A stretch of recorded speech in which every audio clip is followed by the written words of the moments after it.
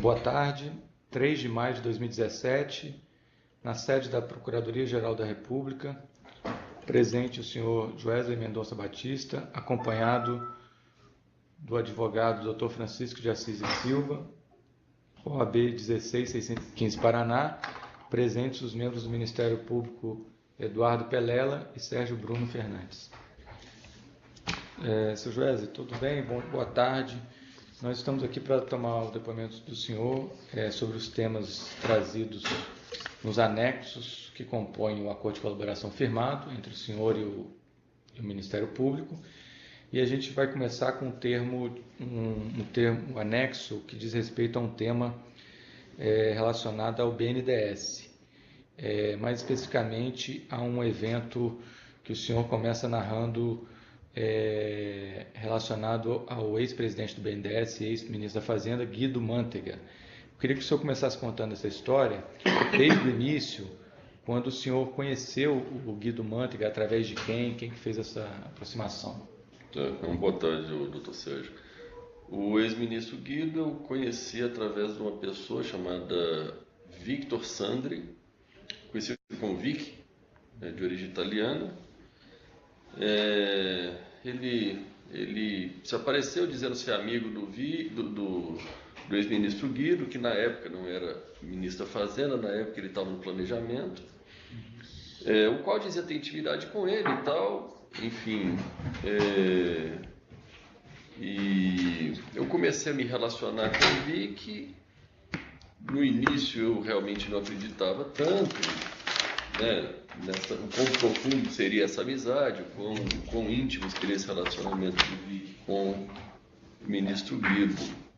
Mas ao longo dos anos foi se provando, né, foi se mostrando que realmente eles eram bastante próximos. E qual a atividade do Victor? Você lembra? O que ele fazia? O Victor ele tem uma empresa, ele tinha empresa de cimento e tem, acho que, uma incorporadora de prédios. Ah, tá.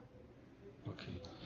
E aí, então, com o passar do tempo, o senhor estava falando que ele foi se comprovando que realmente ele tinha um relacionamento pessoal com o Guido Mantega. Isso, principalmente porque no início, quando eu conheci ele, o ex-ministro Guido, ele era ministro do Planejamento. Uhum. E eu não via no planejamento grandes coisas, né? Eu não via nada que pudesse beneficiar ou fazer de negócio ali ligado ao Ministério do Planejamento. Uhum. Mas o que aconteceu foi que logo em seguida ele saiu do planejamento, o Guido, né? O ministro Guido saiu do planejamento e foi para ser presidente do BNDES. Aí foi quando intensificou nossas relações e tal. O Vitor marcou logo uma reunião, logo no início, que o Guido... Só um detalhe, quem que apresentou o senhor ao Victor? Foi uma pessoa chamada Gonçalo, que é um advogado. Ah, tá. Aí ele foi para o BNDES, desculpa. Ele foi para o BNDES e lá no BNDES logo marcou uma reunião. Eu me lembro bem que uma das primeiras reuniões que marcou lá no BNDES foi lá na presidência, na diretoria, onde o Guido chamou toda a diretoria lá, os vice-presidentes. E na época nos surgiu uma proposta que a gente fez ao BNDES, que foi exatamente o seguinte: nós fizemos uma observação ao longo do tempo, falando ao ministro Guido, né, então presidente do BNDES.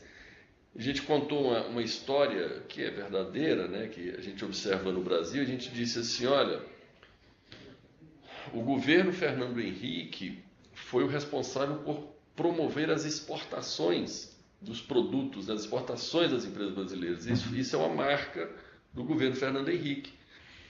Talvez a marca do governo PT poderia ser a internacionalização dessas empresas, né? Que seria o passo subsequente a exportar os produtos, né? A gente primeiro exporta os produtos, toma o mercado e depois começa a se internacionalizar, produzir em outros países e tal. E foi nesse contexto que a gente fez a nossa primeira abordagem no BNDES, mostrando a possibilidade que teria, né, qual seria a possibilidade da gente poder internacionalizar as empresas brasileiras.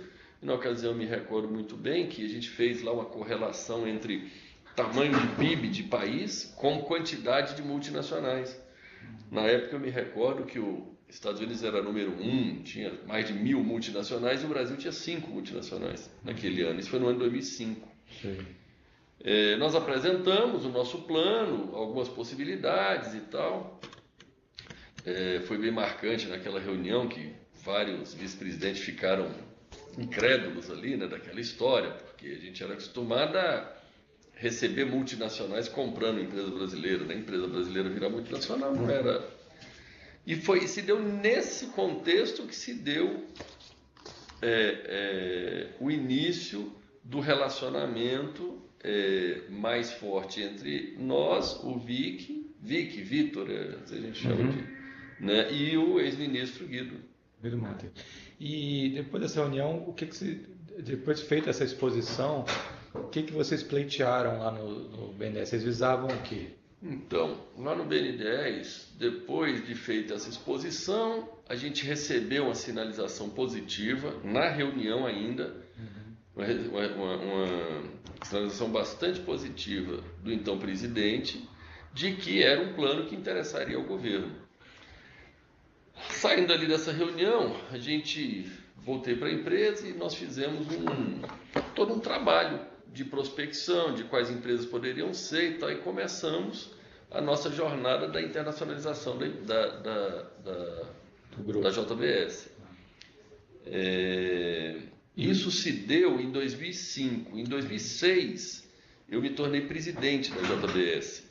Até então, o nome da empresa era Friboi, virou para JBS, em 2006. 2005 ainda, nós fizemos a primeira aquisição, que foi a Swift Argentina. A gente fez a reunião e saímos prospectando empresa e tal. A primeira empresa que apareceu com oportunidade é a Swift Argentina, que é a maior empresa de carne da Argentina. Uma empresa centenária e tal, uma marca muito importante. Nós fomos lá, negociamos, compramos por 80 milhões de dólares, só que nós andamos mais rápido do que o BNDES imaginava. E quando nós fizemos o negócio e compramos, nós voltamos ao BNDES e dissemos, olha, aquilo lá que vocês não acreditavam aconteceu, já começou a acontecer, nós compramos a primeira empresa.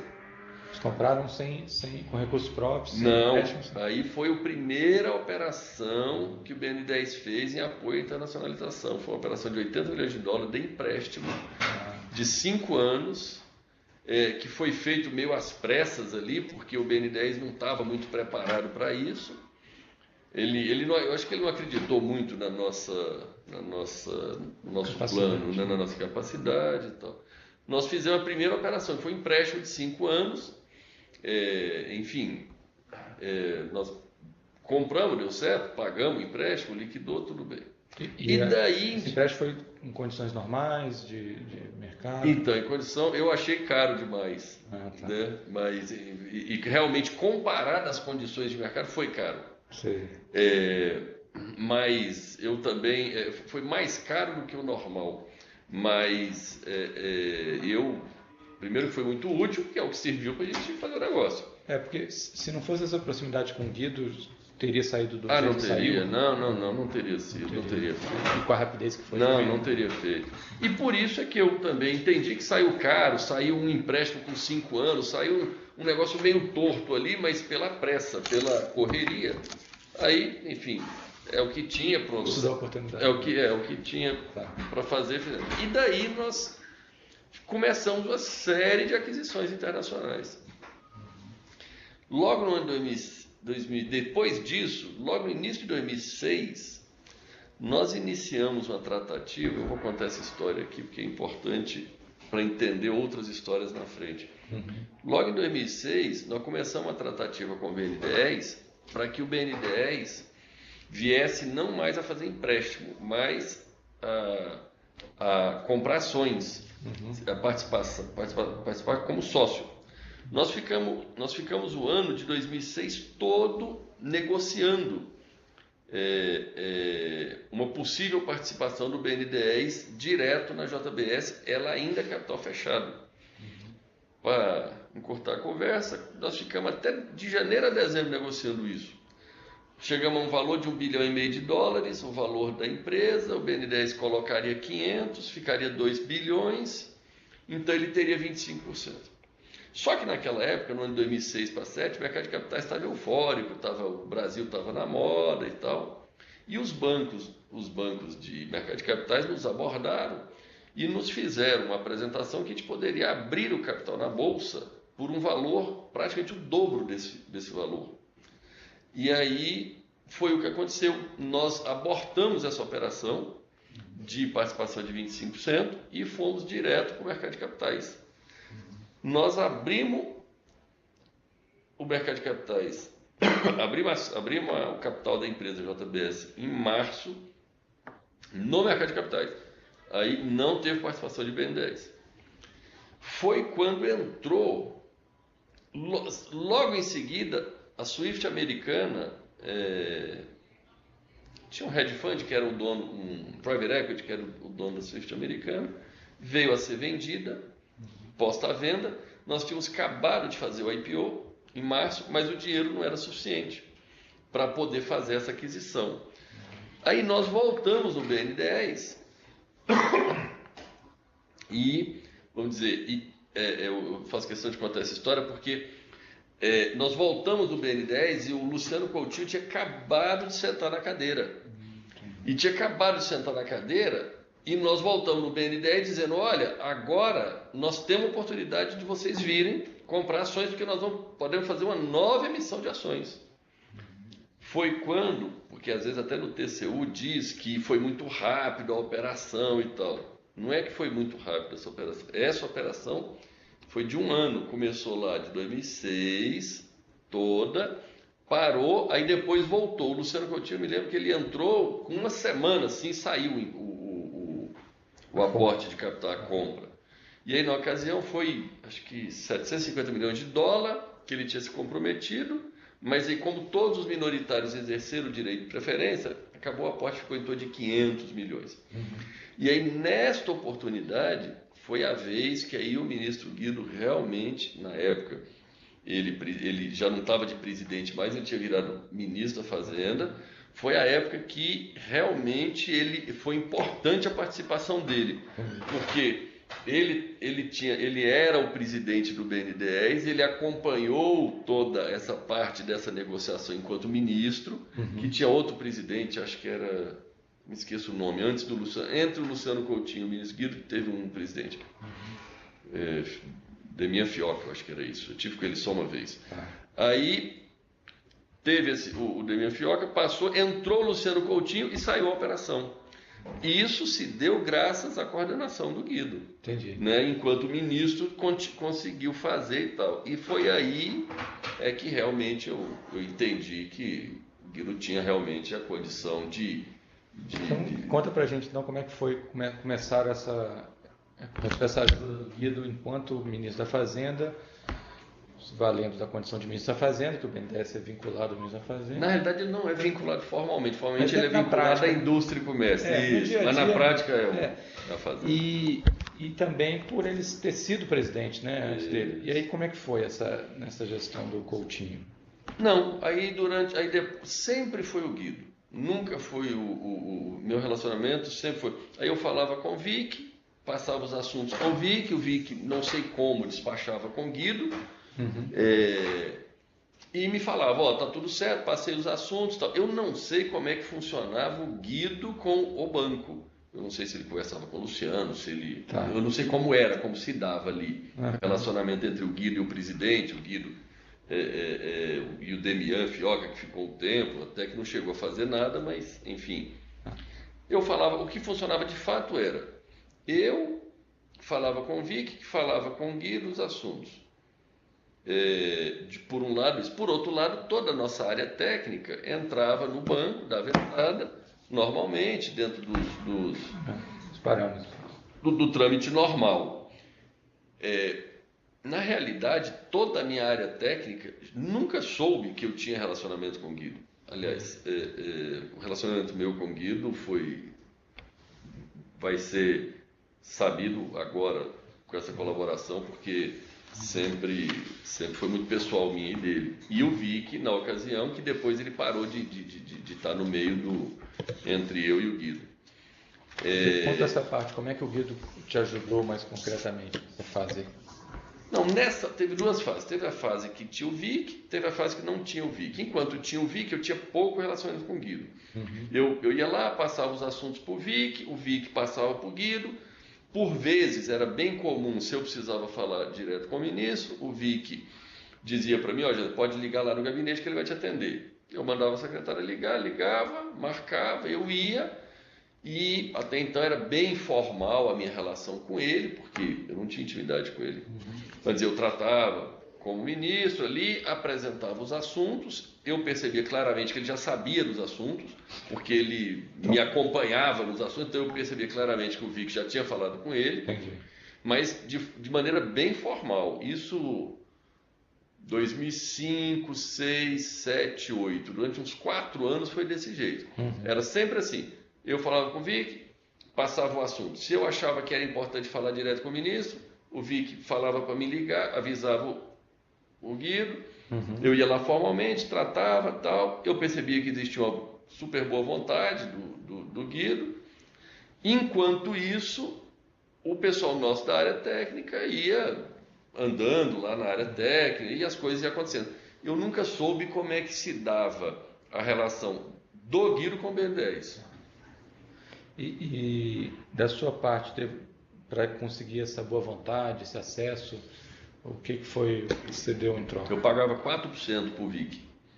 De tudo que... De todos os aportes feitos. Que o primeiro foi um empréstimo, depois foram esses aportes em...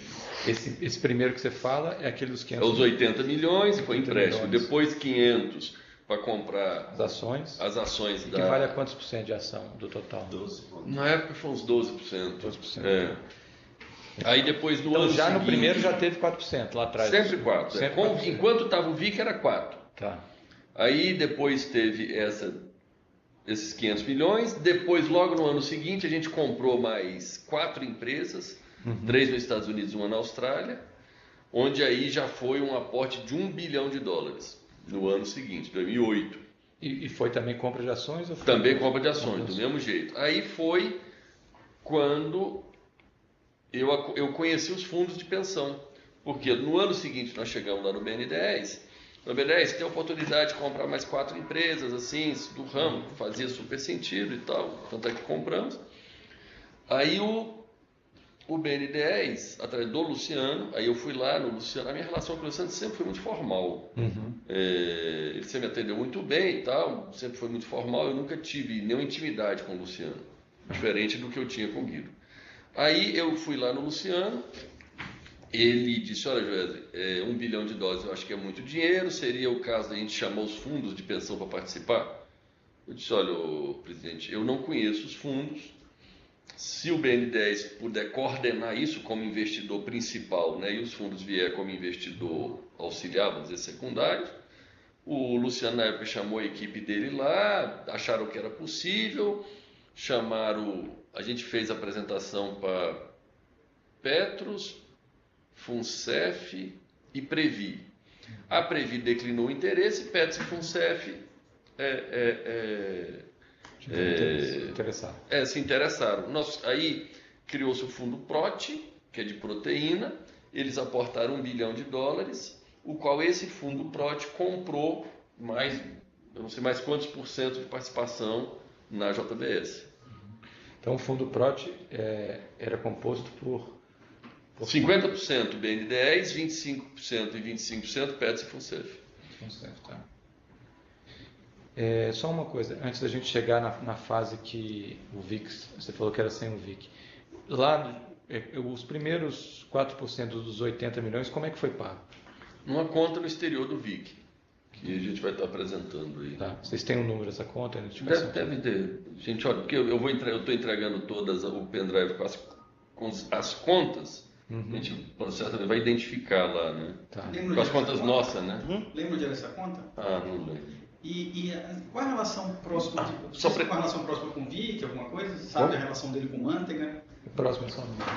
Ele é italiano também? Ele é italiano, do Guido com Vic. Não sei se são amigos, mas sabe algum detalhe mais, alguma coisa? Eu sei. Fizeram um negócio junto? Isso. As histórias que eu ouvi é que o Vic tem uma incorporadora de imóveis, constrói prédios e imóveis. O Guido parece que é de uma família que tem condições financeiras. Parece que o Guido era investidor junto, tinha imóveis, comprava imóveis do Vitor e tal. Era essa a relação. Aí depois que ele virou ministro, o Vic virou um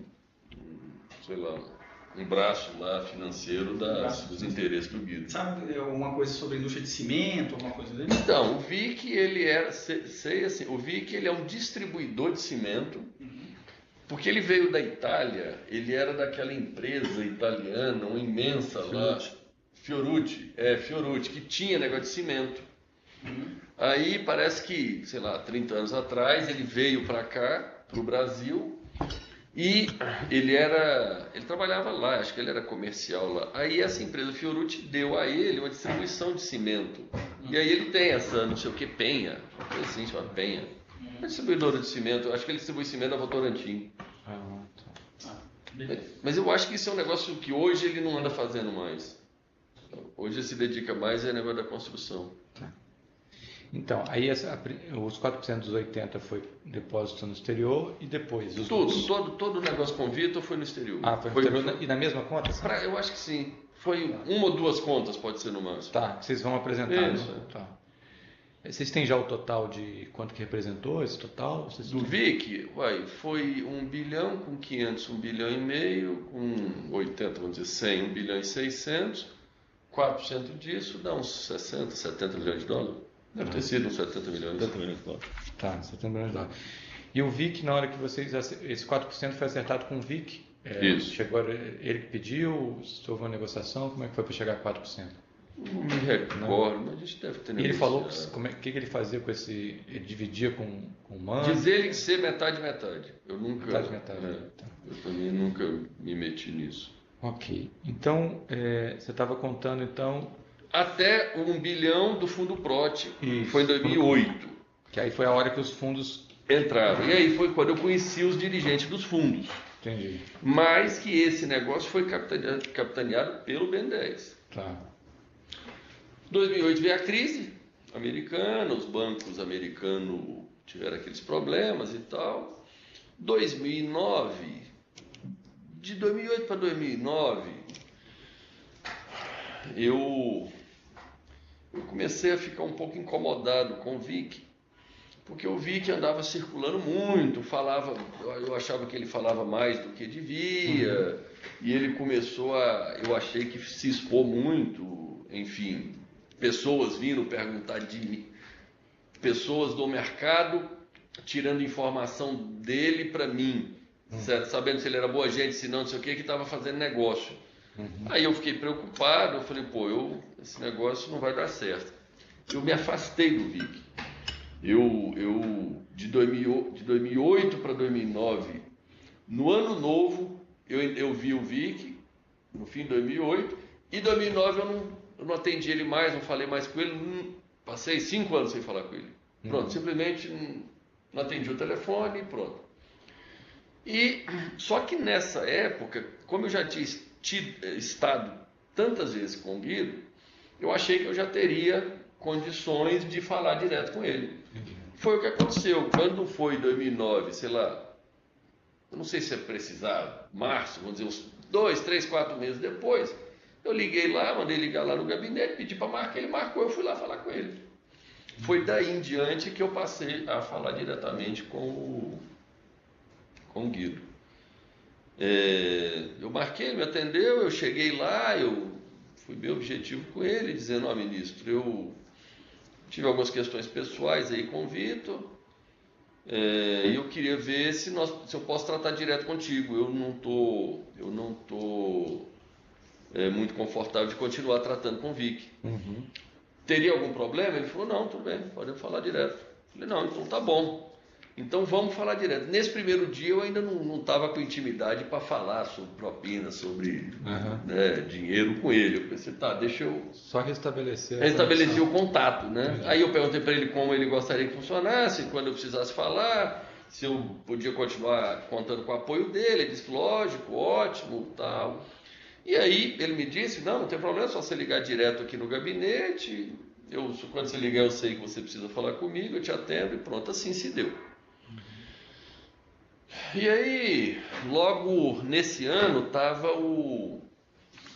o Bertin tinha entrado em dificuldade financeira e o BN10 tinha investido no Bertin. Ele tinha investido nos moldes que... Não, comprando ação? Não, é comprando ações. É compra de ação, mas o Bertin era capital fechado. Comprou Isso. uma... Nós já éramos listados em bolsa, né? Isso. Ele comprou ações igual o nosso, só que nós já era listado em bolsa, ele não. Tá. Então, em 2009, o Bertin tinha no capital mais ou menos 27% BN10, 73% a família Bertin. Eles entraram em dificuldade ali naquele ano de 2009, pós-crise financeira, e eu comecei a interagir com o Guido exatamente na possibilidade de... Tinha dois negócios na época, na realidade tinha uma empresa de suínos, que é uma empresa de suíno americana, que a gente estava querendo comprar e tal. A gente falava com eles, mas não andava o negócio. Em paralelo, foi surgindo a situação do Bertin, que foi deteriorando as finanças e tal, veio vindo a possibilidade da gente comprar. E negócio a gente nunca controla muito, né? Certo é que o negócio de suínos não deu certo, que era a Smithfield, mas surgiu uma oportunidade de comprar uma empresa de frango, bastante grande, que é a segunda, que é a Pilgrims, que a gente comprou. Nos Estados Unidos também? Lá nos Estados Unidos, a PPC, Pilgrims Pride. O que aconteceu é o seguinte, foi andando o ano, e eu já fui tratando direto, me relacionando direto com o ex-ministro Guido. Logo na segunda, terceira oportunidade, eu já chamei ele para ver como é que funcionaria, o negócio do dinheiro e tal, como é que a gente faria. Ele me falou algumas coisas. Primeiro eu falei, ô ministro, eu tratava com o Guido, fazia os depósitos para ele, e agora contigo como é que eu faço? Estava com o Vic, agora... Eu falei, desculpa, tratava com o Vic. Eu falei, ministro, agora como é que eu faço? Ele falou, não, seguinte, fica com você, eu não quero que você manda para conta nenhuma. Eu falei, tá, mas comigo como? Ele falou, não, fica um crédito contigo, você não precisa mandar para ninguém, um dia que eu precisar eu te falo. Eu falei, não, então tá bom. Aí eu falei assim, mas... E a porcentagem estava implícita? Então, isso. Aí eu falei, tá, mas convi que eu tinha um valor que eu pagava. Como é que eu vou acertar contigo? Aí ele falou, como é que era o VIC? Eu falei, não, era um valor fixo, um percentual fixo. Eu não falei que era os 4%, porque isso é sempre um problema quando tem intermediário, porque você não sabe quanto o intermediário contava para ele que era. De repente ele contava que era 2, 1, eu vou lá e falo que é 4, já dá confusão entre eles e eu não queria confusão, né? Aí eu disse, ministro, eu tive um acerto lá e tal, como é que eu faço com o senhor? Ele falou, não, comigo aqui vamos vendo caso a caso. Cada negócio que você achar que valeu, que foi importante para você, você acredita para mim lá.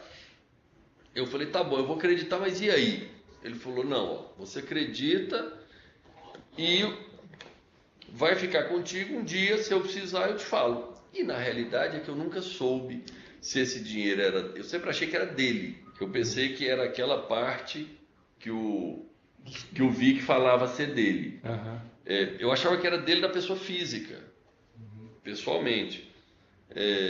Ao longo do tempo, no final, quando chegou em 2014, o dinheiro foi usado todo na campanha da Dilma. Enfim, aí... Esse dinheiro que ele falou para manter com você, que era a percentual dele, que ele deixou na confiança, né, com você, foi um montante que chegou a quanto, esse montante? Teve duas fases. Teve a fase do presidente Lula, depois a fase do presidente Dilma. Na fase do presidente Lula, chegou acho que nos 80 milhões de dólares. Depois na Dilma chegou nos 70. Ou ao contrário, 70 na do Lula, 80 no da Dilma. Na mesma conta? Eu abri 2 contas, tudo conta então, minha. Mas você já tinha quanto abriu especificamente para deixar o dinheiro do Guido lá? Eu chamava, eram umas continhas que não tinha pra gente nada lá. Sim. Eu que controlava e tal. Eu tinha uma, eu comecei a usar. Aí depois eu abri outra, foi quando a presidente Dilma ganhou, disse assim, aí eu perguntei, falei, que ele continuou ministro, né? Ele era ministro do Lula, continuou ministro da Dilma. Só para a gente voltar aqui, essa conversa que você se entendeu com ele foi em que ano? 2009. 2009. Aí o governo Lula acabou em 2010. 10. Quando acabou o governo Lula tinha quanto na conta, você lembra? Então, é 70, 80. 70, 80. Eu acho que a do Lula, sim, a da época do Lula parou em 70 e a da época da Dilma parou em 80. Chegou em 80. E como é que foi o uso desses valores? Porque... Depois gastou toda a campanha. Mas só foi ser usado em 2014 ou antes teve algum uso? Teve 2 movimentaçãozinhas que o Guido me pediu, uma de 5 milhões para me investir numa empresa e uma de 20 milhões que eu mandei para uma conta que um ano depois voltou. Eu não sei o para que foi esses 20 milhões, até tanto que um ano depois voltou, da mesma conta para o mesmo lugar. E essa de 5, eu comprei eu comprei uns bonde, umas debêntures de uma empresa, que depois não pagou, inclusive foi convertido em ações e perdeu o dinheiro. E foi ele que indicou para você comprar. Você não sabe por que ele, qual a Não, relação não dele sei. com essa empresa? Não sei. Tá nos anexos aí. Chamava Pedala. Equipamentos esportivos. Pedala e equipamento esportivo. Eu acho que era um negócio de internet. Então foi ele que pediu, né? Isso. Então, aí tirando essas duas... Eu acho que era negócio de internet. Venda pela internet. Venda pela internet. Tá.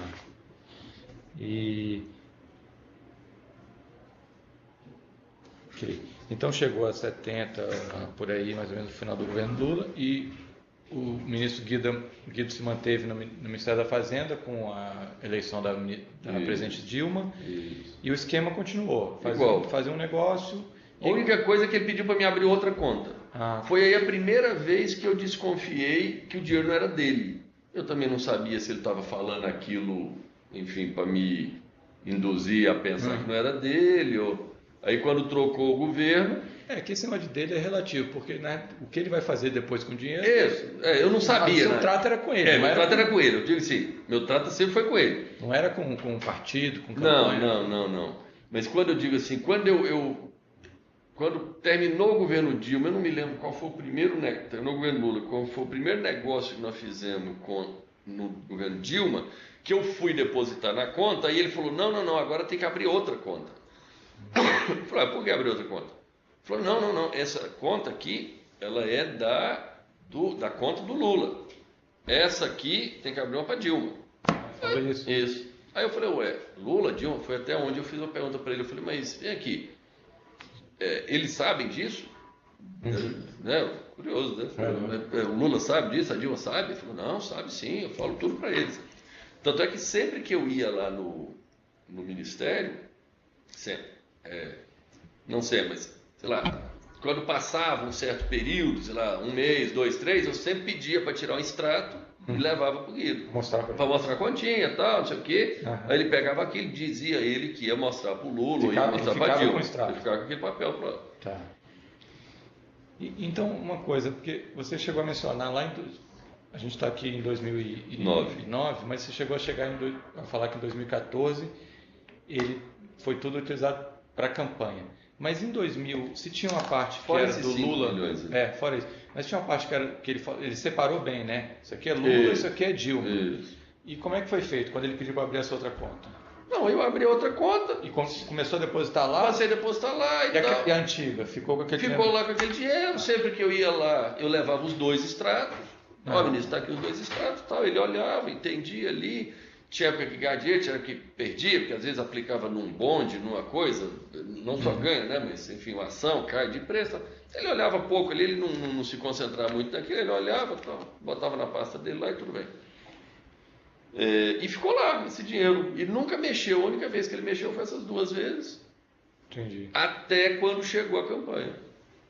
Aí quando chegou Mas quando ele falou isso aqui é Lula, isso aqui é Dilma, ele falou de eleição, porque o Lula não foi mais eleito. Não. Eu não me aprofundei. Ele só falou isso aqui é Lula, isso aqui é Dilma. Ele falou, ó, aí eu fui, ele falou assim, isso aqui é do Lula, e esse aqui é da Dilma. Tá. Eu não me aprofundei se era do presidente Lula, ou se é do governo Lula, ou se é do governo Dilma. Em 2014 ele usou o quê dessas duas? Tudo. Das duas contas? Acabou. Exatamente. Das duas contas. Ele foi até acabar o dinheiro. Isso também eu achei muito curioso. Somando as duas tinha quanto em 2014? 150 de dólar. 150, né? Isso. 150 que o dólar era 2, deu 2 e pouco, né? Deu 300 e tantos milhões, que foi o que nós doamos. E como é que foi esse uso? Como é que foi quando ele foi dispor desse valor? Como é que ele fez? O doutor Sérgio foi o seguinte, até 2014, o Guido nunca tinha mexido com política, nunca tinha falado para mim sobre política, nunca tinha falado para mim sobre doações, nada. Enfim, quando foi no ano de 2014, ali no início da campanha, por volta, creio que maio, junho, ele me chama, diz, fez uma lista, falou, Joel, eu precisava que você fizesse essas doações aqui. Fez uma lista de partidos e de valores e tal. Eu peguei aquilo e disse, tá, o que eu faço aqui? Falou, não, o Edinho vai ser o tesoureiro da campanha. Dinho Silva. É o Dinho Silva, não conhecia ele pouco. Falei, eu conheço e tal. Ele falou, vai te procurar e você vai operacionalizando isso aqui com ele. Aí eu peguei aquela lista, na época, eu não lembro, já era valor alto, era, sei lá, vou chutar que eram uns 30 milhões, por exemplo, 40, 50. Eu peguei aquilo prontamente e disse, não, vamos embora, enfim.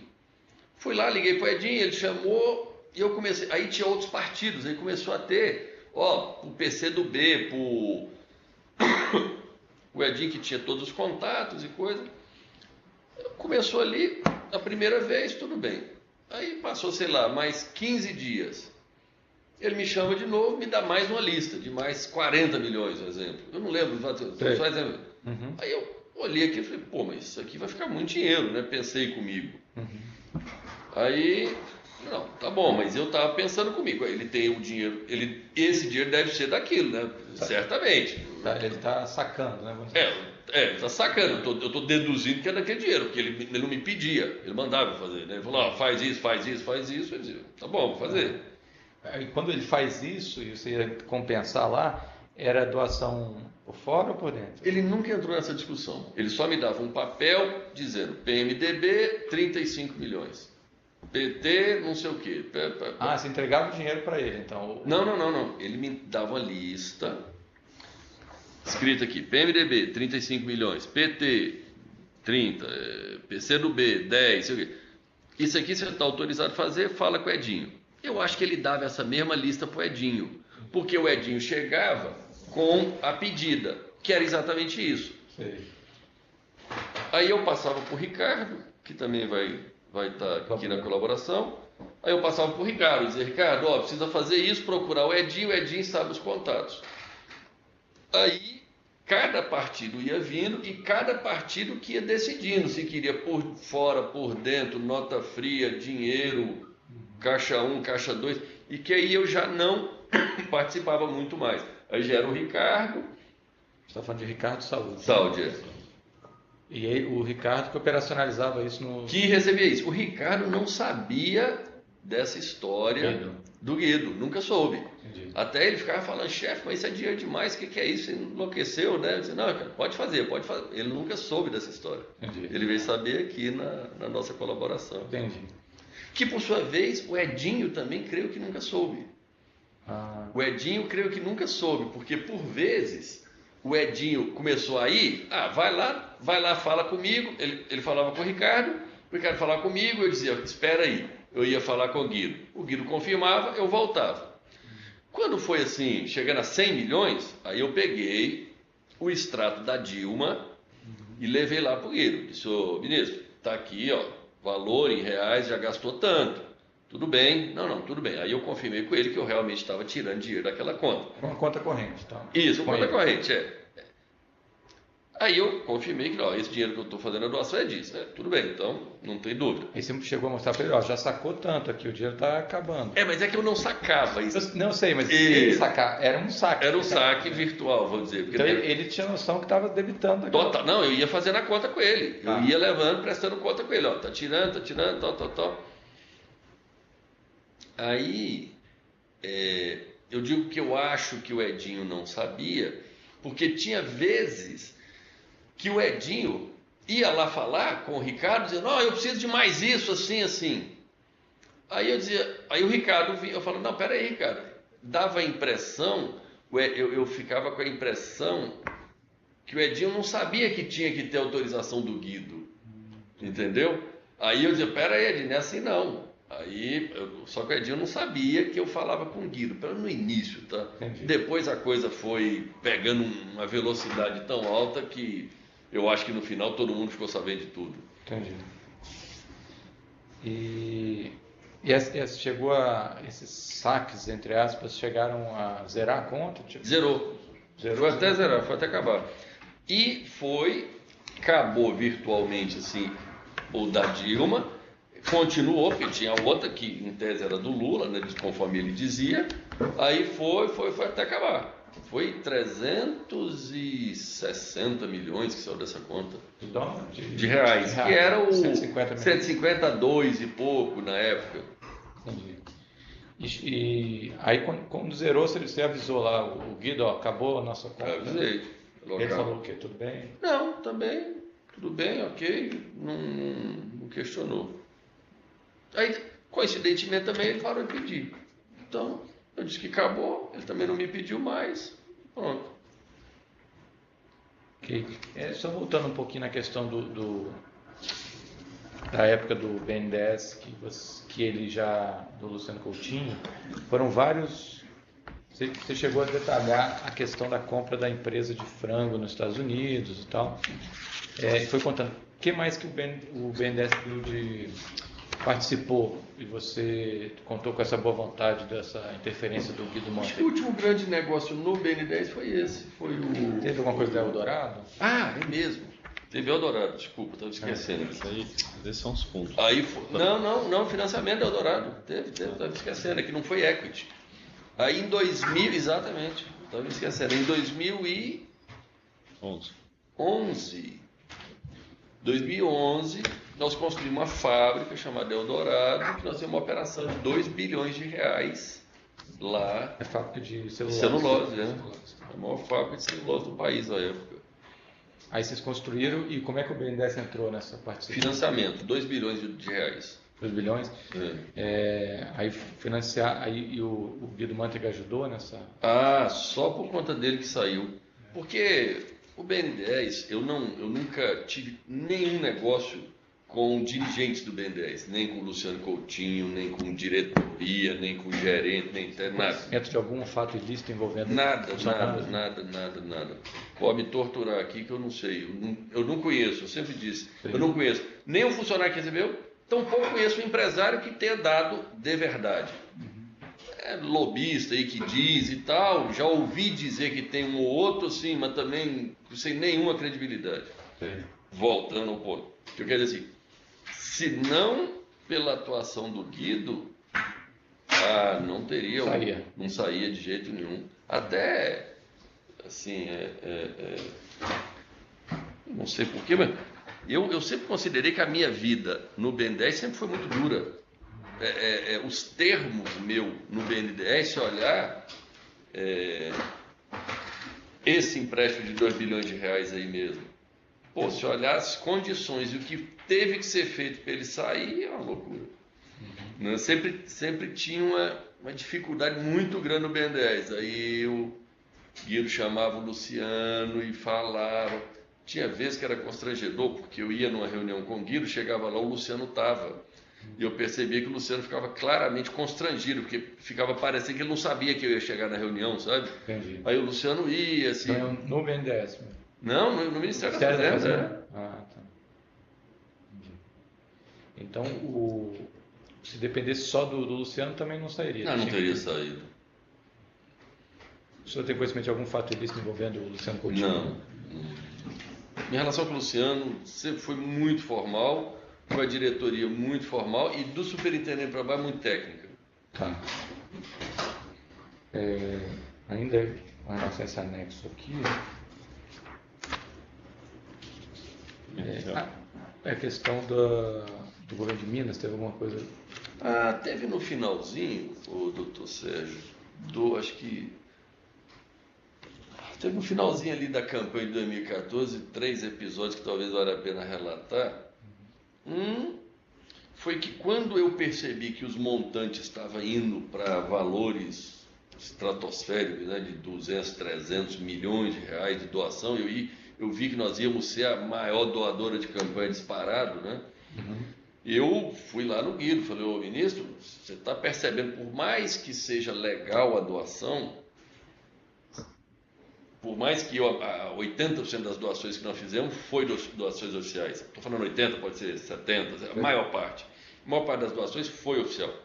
Eu disse, olha, ministro, por mais que, a maior parte da doação é oficial, o número vai ficar muito discrepante comparado com o segundo. Tanto é que ficou mesmo e foi fruto de muita crítica. Aí ele dizia, não, tem que fazer. Tá bom. Nessa ocasião, eu conheci o presidente Lula em 2013, um ano antes. Até então eu tinha estado com ele uma vez no gabinete dele, quando eu me tornei presidente da JBS, tive uma audiência formal lá de 1 hora e pronto.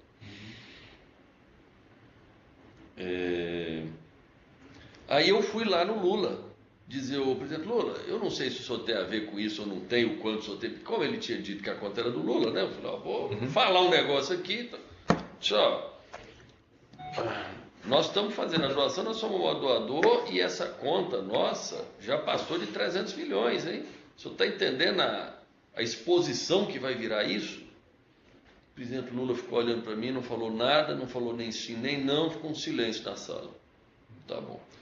Eu não entendi aquilo, mas pelo menos eu dei a mensagem. Eu pensei, amanhã ninguém vai me culpar de não ter avisado, né? Vai que, né? Amanhã eu não posso ser, já você não falou nada e tal. Avisei.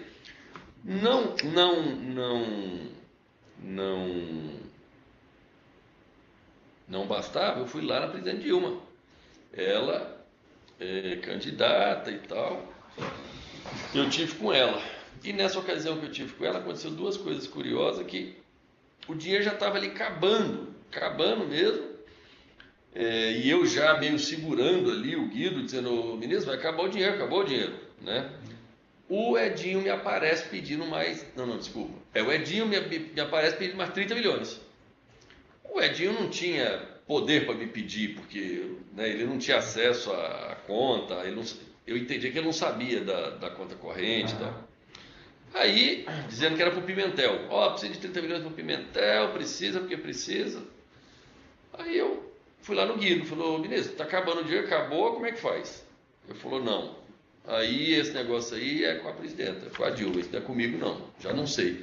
Foi meio que o Guido percebeu que já tinha ou acabando ou acabado, vamos dizer, eles já não tinham mais tanto esse direito de 30 milhões, porque era conta no exterior, era em dólar, o dólar oscila toda hora, então não era uma conta exata, né? O dólar R$2, ele seria 300 milhões, 2,50 seria, enfim, ele percebeu que já estava ali no limite, acabando. Eu falei, isso aí é problema da Dilma com o Pimentel. Eu falei, tá bom, então eu não, só se ela mandar fazer. Tá bom, eu tive lá na Dilma.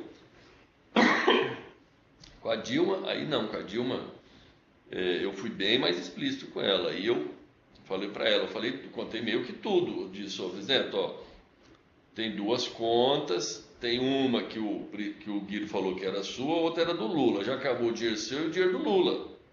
Para ela saber que, né, amanhã, se o Lula fosse me cobrar, né, eu pensava, vai que esse dinheiro é do Lula mesmo, e eu gasto o dinheiro do Lula, né, e depois o Lula vem me cobrar e diz, o dinheiro era meu, você gastou na campanha. Por isso que eu fiz questão de ir em todo mundo. E o senhor falou que era uma combinação com o Guido. Com o Guido. E falou que tinha relação com o Congresso para presidente Dilma? Ela sabia perfeitamente. Não, isso ela sabia perfeitamente. Lula também? Não, com Lula eu não falei. Com Lula eu só falei o caso. Falei, presidente, já gastou 300 milhões. Eu falei do lado da exposição. Tá. O senhor está percebendo o tamanho da exposição? Porque eu conheci o Lula em 2013. Eu não tinha intimidade nenhuma com ele. Eu conheci o Lula em outubro, novembro de 2013. Isso ocorreu em 2014, logo em seguida. A presidente Dilma, não, eu já conheci ela mais. Quando foi para começar, para ela ser a candidata, eu fui muito resistente. Eu falava para o Guido, não, ministro, não pode ser ela, porque não está indo bem, o país não está indo bem. Eu fui muito resistente. Aí meio que eu criei uma intimidade com a Dilma ali, porque aí o Guido, aí o Guido viabilizou que a presidenta me chamasse umas 2, 3 vezes, conversasse comigo, para que eu ganhasse, mesmo o dinheiro sendo deles, vamos dizer assim. Eu fiquei muito falando, não dá certo, o país não está indo bem, pô. Vai reeleger, né? Vai ela de novo, enfim. Nesse contexto eu fiquei mais, o que interessa é que eu fiquei mais próximo da Dilma. Sim. Foi onde, com o Lula eu não falei, eu não fui explícito, eu só quis falar do valor total. Lá com a Dilma não, eu falei, ó, tem as duas, gastou uma e outra. Sim. E ela sabia que era relacionado ao BNDES. Sabia, perfeitamente. Aí, ó, é uma e outra. E ainda estão me pedindo mais 30, eu fiz a conta direitinho, ó, gastou tanto, tal, tá meio que acabando. Se fizer esse 30 aqui, acaba. Enfim, aí ela disse, não, é importante fazer, tem que fazer. Eu falei, tá bom, o que eu faço? Falei, não, se você pudesse encontrar o Pimentel e fazer a doação lá, pagar ele lá, tudo bem. Eu falei, não, tá bom então. Dali eu saí com a certeza de que, ela sabia de tudo. 2, eu não saí entendendo muito bem essa história da conta do Lula e da Dilma, se ela estava confortável em ter gasto o dinheiro todo, vamos dizer, né? Gastou o dinheiro das duas contas. O Guido também se disse à vontade. Mas eu contei para o Lula que eu tinha gasto 300 e tantos milhões, ele também não achou ruim, não falou nada. Eu falei, então isso aqui todo mundo deve estar sabendo, né? Desse negócio. No mesmo dia eu peguei o avião, fui lá no Pimentel, encontrei ele no aeroporto, falei para ele, Pimentel, ó, tá tudo certo. Os 30 milhões, que ele já estava uns 30 dias andando atrás de mim, cadê esses 30 milhões? Está autorizado, tudo bem. Ele ainda me fez um comentário interessante, que ele falou assim, não, a presidenta me ligou dizendo que você estava vindo aqui que ia dar certo os 30 milhões. O aeroporto, quem que marcou no aeroporto? Ele ia viajar também? Não, ele foi lá para me receber. Ah, foi lá para me receber. Foi em hangar? No hangar lá que ele usa. No hangar. Ele sempre usa um hangar, eu não sei o nome. Tá. Ele me recebeu lá no hangar mesmo, 30 milhões, tudo bem. Para viabilizar, ele me apresentou um sujeito, que é o dono da construtora, que me vendeu 3% do estádio. Que eu nem sei que estádio que é. Nem tipo de futebol eu tenho, imagina qual é o estádio. É o Mineirão? O Mineirão, Mineirão? Sócio do Mineirão. Quem que era esse E aí eu posso te informar depois, eu não sei. É o empresário dono da construtora. Que parece... Sabe o nome da construtora? Talvez essa aqui, ó. Puxa, eu não sei. HAP. Bom, você tem HAP, anotações? A gente tem. O contrato aqui. Qual o nome? HAP Engenharia. AP Engenharia. AP. HAP. HAP Seu Engenharia. contrato. Você vai juntar isso aqui, né? Vai juntar. Eu acho que já está naquele E o maço. Tá, nome então. dele tem aí, o nome do dono? Tem o nome de quem assinou, tem aqui. Só um segundo. Aí ele pediu para procurar essa pessoa. Isso, essa pessoa foi lá, fez um contrato de venda, que realmente nós somos dono, nos contratos, nós somos dono de 3% do Mineirão. Então ele era... Eu acho que esse rapaz, de alguma forma, passou esse dinheiro para o Pimentel. Não sei o que aconteceu para frente. Eu sei que ele se deu por satisfeito, nós comprando esses 3%. Roberto Janete Nelson de Sena. Isso mesmo, Roberto. Roberto Sena. Tá. Roberto Sena. Aí, Isso. como é que foi o encontro com ele? Quem que tratou pessoalmente com ele? Não fui eu, ele me procurou. Foi outro dia, né? Não foi nesse dia. Não. Aí ele me procurou e tal, esteve comigo. Ele me foi trouxe aonde? Ele foi lá no meu escritório. Tá. Ele me São deu... Paulo. São Paulo, isso. Aí ele me deu essa ideia, eu falei, não, tudo bem, desde que o valor seja minimamente compatível. Eu não entendo nada de estádio. Ele disse que era, eu falei, tá bom, então, quanto? Vale 1 bilhão. Eu falei, tá bom, então 30 milhões, 3%. Fizemos um contrato de venda lá, a hora que você olhar nos meus livros aqui da empresa, nós somos donos de 3% do Mineirão. E aí, como é que foi repassado esse dinheiro para pagar? Não, pago oficialmente, Mas transferência? Então? transferência bancária, pagamos. Para conta do... Lembra qual era a conta, se era pessoa jurídica da HAP? Não deve. Depois vocês vão apresentar essa vai documentação. apresentar. Tá, Não tá tá bom. aqui, mas... Aí você teve com esse empresário só uma vez para tratar disso? Eu acho que foi mais de uma, o doutor Sérgio. E ele explicou como é que ele era dono do Mineirão? Será que ele tem uma concessão no Mineirão? Não sei, eu não entrei em detalhes. Sem problema. O Ricardo participou também dessa negociação? Ele fez alguma coisa? Não, acho que não. Acho que o Ricardinho não participou disso, não. Isso não foi, ninguém participou, isso fui eu. Não sei se foi você que escreveu o contrato. Eu chamei algum advogado nosso lá, expliquei que a gente tinha comprado no estádio, 3%, não sei o que, investimento, blá blá blá, e eles fizeram lá. O advogado também vai saber dessa história. Foi na conta da empresa. Conta da própria empresa. Então vocês vão apresentar os documentos, né? Só retornando um pouco, quando entraram os fundos de pensão Petros e Funcef, você falou claramente que quem organizou tudo foi o BNDES. Isso. Teve alguma vantagem devida nesse caso que pago a dirigente de Petros e Funcef, nesse caso? Então, doutor Sérgio, eu não consigo te afirmar com certeza se nesse teve. Porque teve algum que você vai narrar. Daí para frente todos tiveram. Nesse especificamente eu não tenho certeza. Tá. Quem era? Porque esse quem trouxe foi o BNDES, foi a primeira chefe. Eu chutaria dizer que teve só no próximo. Teve do Fundo Florestal para frente. Esse eu acho que não teve. Esse teve o crédito lá pro Guido, na conta grande, de 1 bilhão e tal. Perfeito. Em relação a esse tema específico, você tem mais alguma coisa que você lembre para acrescentar? Então, não, acho que como é que a gente constituiu, BNDES, tal, junto ao BNDES é isso. Depois a gente vai explorar um pouquinho mais que tem a formação da conta com os fundos também, que o Guido ajudava lá, influenciava.